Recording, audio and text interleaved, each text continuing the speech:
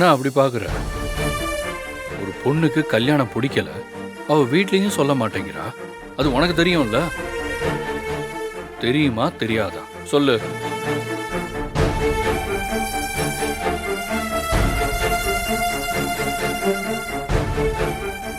ஏன் பதில சொல்ல மாட்டேங்கிற? சரி விடு, பாத்துக்கலாம். அந்த பொண்ணுக்கு கல்யாணம் பிடிக்காதப்ப அந்த கல்யாணத்தை ஆரம்பத்திலே நிறுத்திட்டு அந்த பொண்ணு நிம்மதியா இருக்க விட வேண்டியதானே? எதுக்காக இப்ப மண்டபம் வரைக்கும் வந்து பாவையா அந்த பொண்ணு? நல்ல பொண்ணு, யாருக்கும் எந்த கெடுதலுமே நினைக்காதவ, ரவுடியா இருந்த என்னையே மனுஷனா மாத்தி விட்டவ.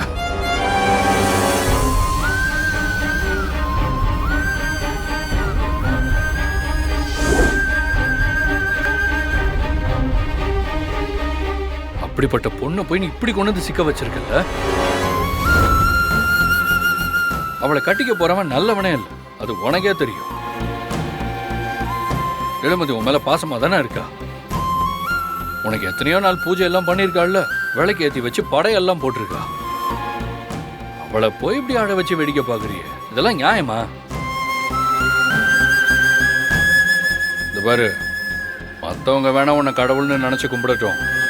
என்ன பொறுத்த வரைக்கும் இளமதி மாதிரி நீ எனக்கு ஒரு ஃப்ரெண்டு தான். நான் ஃப்ரெண்டா உங்ககிட்ட ஒரே ஒரு விஷயம் தான் கேட்குறேன். எனக்கு என்னோட காதல் நிறைவேறணுங்கிறதெல்லாம் இல்லை, இளமதி சந்தோஷமா இருக்கணும், அது போதும். நீ எப்படியாவது இந்த கல்யாணத்தை மட்டும் நிறுத்திடு.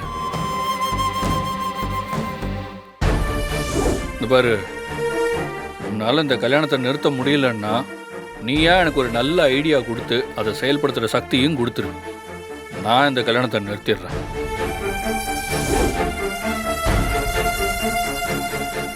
நான் ஒன்னே ஒண்ணுதான் சொல்றேன்.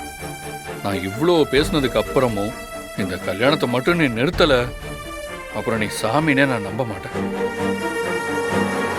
இவ்வளோ பார்க்குற எனக்கே இந்த கல்யாணத்தை நிறுத்தணும்னு தோணும் போது எல்லாம் தெரிஞ்ச கடவுள் உனக்கு தோணலையா? உனக்கு ஏன் தோண போகுது? வேலை வேலைக்கு சுண்டல் கொழுக்கட்டை அதிரசம்னு கொண்டு வந்து உன் வயிற்ற நிரப்பிடுறாங்க. அப்புறம் நீ மற்றவங்களை பற்றி நினைக்க போற. ஆனால் இன்னைக்கு நீ நினச்சதான் ஆகணும், இந்த கல்யாணம் நிற்கணும். பிரச்சனை அவனுக்கு வந்தால் தானே தெரியும். இது பாரு, நான் மறுபடியும் சொல்கிறேன், தயவு செஞ்சு இந்த கல்யாணத்தை எப்படியாவது நிறுத்திடு.